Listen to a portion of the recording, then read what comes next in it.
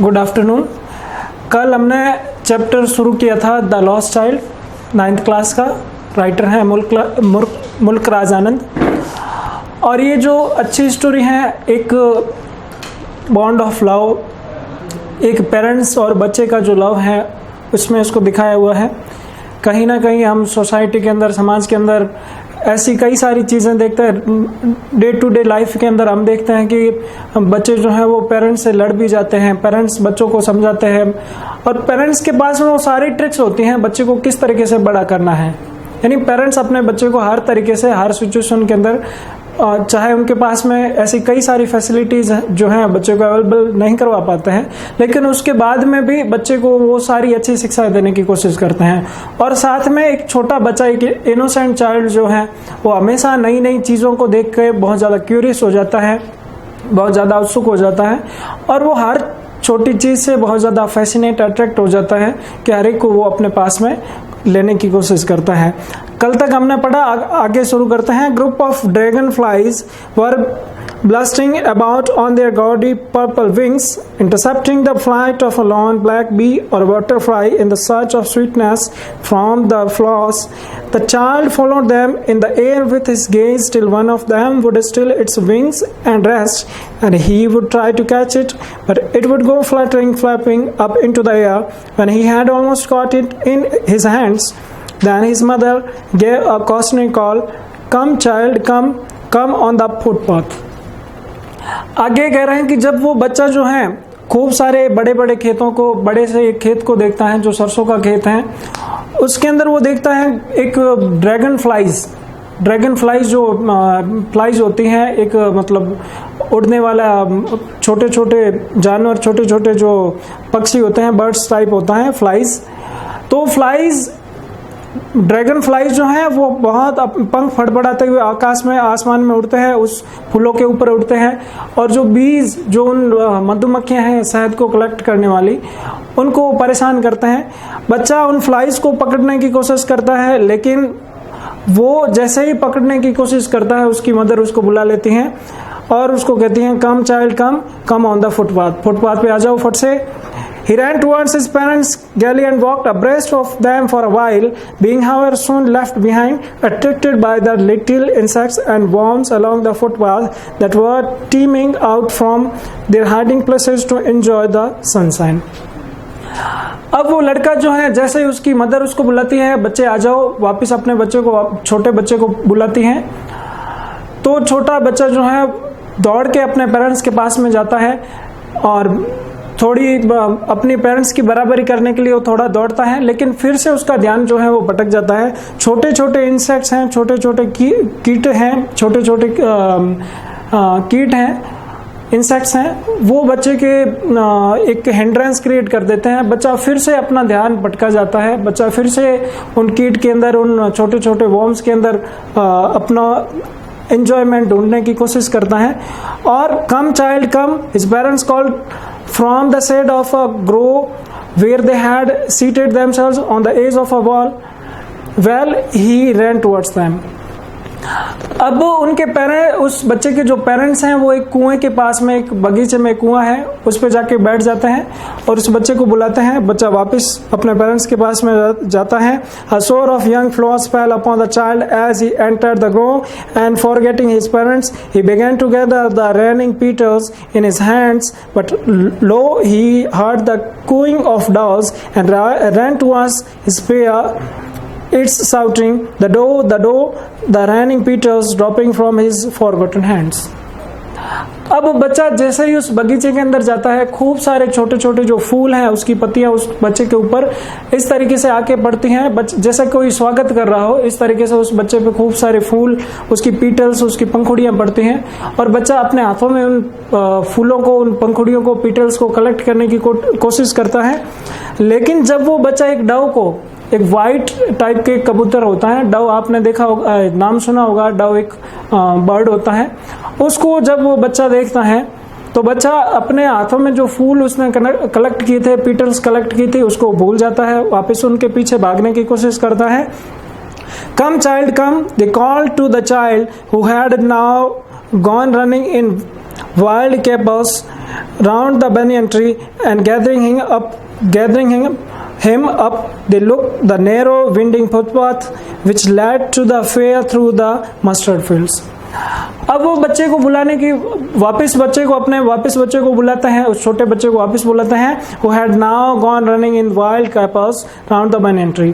अब वो बच्चा है banyan tree यानी बरगद के पेड़ के पास में वो बच्चा चला जाता है, उसके पेरेंट्स उसको वापस बुलाने की कोशिश करते हैं. वो छोटे से एक नैरो विंडिंग फुटपाथ यानी छोटी सी एक पगडंडी है, वापस अपने पेरेंट्स की तरफ आता है, which led to the fair through the mustard fields.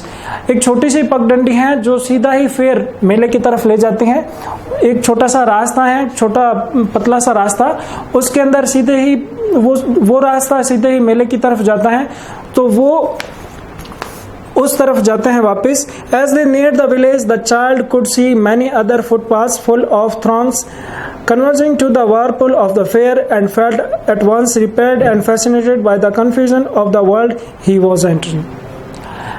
अब वो बच्चा जैसे ही देखता है, उस पगडंडी को देखता है, जैसे वो लोग उस बच्चे के पेरेंट्स मेले की तरफ पहुंचते हैं, तो वो देखते हैं कि खूब सारे और छोटी छोटी पगडंडियां, खूब सारे और रास्ते हैं, और उनको एक बड़ा वर्लपूल, एक बड़ा बहुत बड़ा मेला उनको दिखाई देता है. वर्लपूल कहते हैं एक जाल टाइप, एक भंवर जाल टाइप, उसको कहते हैं वर्लपूल. तो उनको दिखाई देता है और वो बच्चा जो है बहुत ज्यादा मेले को देख के बहुत ज्यादा खुश हो जाता है. A sweetmeat Saila hawked gulab jamun, rasgulla, barfi, jalebi at the corner of the entrance, and a crowd pressed round his counter at the foot of an architecture of many colored sweets decorated with leaves of silver and gold. The child stared open-eyed and his mouth watered for the barfi that was his favorite sweet. I want that barfi, he slowly murmured, but he half knew as he begged that his plea would not be heeded because his parents would say he was greedy. So without waiting for an answer, he moved on. अब जैसे ही वो लोग मेले में पहुंचते हैं, एक sweet seller है, एक मिठाइयां बेचने वाला है, वो चिल्ला चिल्ला के कह रहा है गुलाब जामुन, रसगुल्ला, बर्फी, जलेबी, इस कई सारी मिठाइयों के नाम ले रहा है वो स्वीट सेलर. बच्चा देखता है कि वो एक ऐसे मिठाइयां अच्छी तरीके से सजी हुई हैं. बच्चा उनको देख के उस बच्चे के मुंह में पानी आ जाता है. बच्चा उसमें से एक बर्फी को खाना चाहता है, बर्फी जो मिठाई है उसको बच्चा खाना चाहता है. और लेकिन उस बच्चे को वो धीरे से कहता है मुझे वो मिठाई चाहिए, मैं वो मिठाई खाना चाहता हूँ, आई वॉन्ट दैट बर्फी, मुझे वो बर्फी चाहिए. लेकिन बच्चे को साथ में ये भी मालूम है कि उसके पेरेंट्स उसको मिठाई दिलाने वाले नहीं हैं.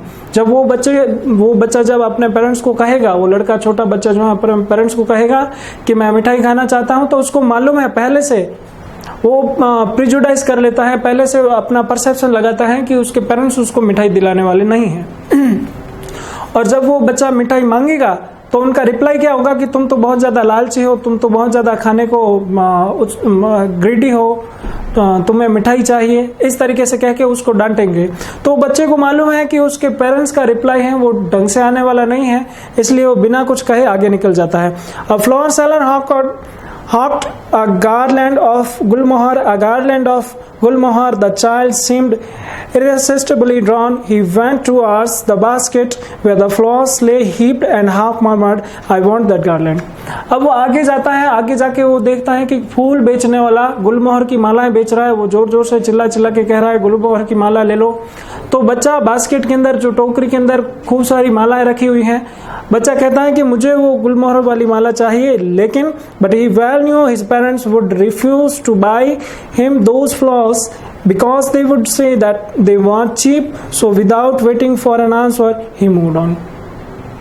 अब बच्चा कहता है कि मुझे गुलमोहर की माला चाहिए, लेकिन उसको ये रिप्लाई भी मालूम है अपने पेरेंट्स का. हालांकि पेरेंट्स ने कुछ नहीं कहा है, लेकिन बच्चे को ये अच्छे ढंग से मालूम है कि उनके पेरेंट्स का क्या रिप्लाई आने वाला है, क्योंकि बच्चे को, इस छोटे से बच्चे को ये मालूम है कि उसकी कंडीशन क्या है, उसकी फैमिली की कंडीशन क्या है, क्या क्या उसका रिप्लाई हो सकता है. बच्चा अपने मन में सारी चीजें सोचता है, वो पहले से अपना आंसर भी तैयार करता है, क्वेश्चन भी पूछता है, आंसर भी अपना मन में तैयार करता है. पहले तो वो कहता है कि मुझे मिठाई खानी है, लेकिन जब मैं ये मांगूंगा, ये मिठाई अपने पेरेंट्स से मांगूंगा, तो उनका रिप्लाई ये होगा कि तुम तो बहुत ज्यादा लालची हो, तुम तो भुक्खड़ हो, इस तरीके से उनका रिप्लाई आएगा.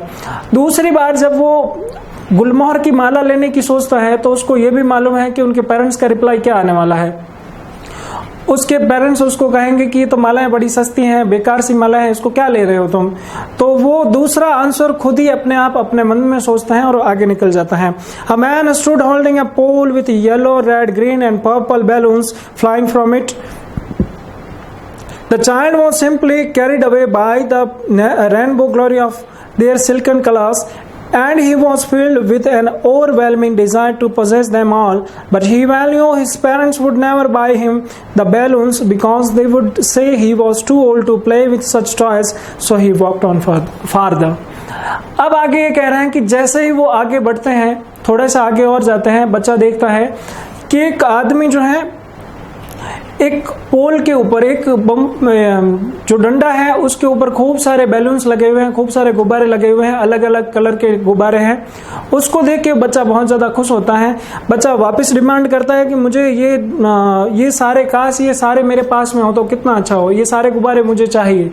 लेकिन बच्चा ये भी सोचता है कि जब वो अपने पेरेंट्स से ये डिमांड करेगा कि मुझे ये सारे गुब्बारे चाहिए, तो उनके पेरेंट्स का ये रिप्लाई होगा कि तुम अब इतने ज़्यादा बड़े हो चुके हो कि तुम्हें गुब्बारों से नहीं खेलना चाहिए, अभी तुम्हें इस गुब्बारों से खेलने की ज़रूरत नहीं है, तुम इतने बड़े हो चुके हो। ये जब उनका रिप्लाई आएगा तो बच्चा और ज़्यादा हर्ट होगा, तो इसलिए वो अपने पेरेंट्स से इस बार और डिमांड नहीं करता है।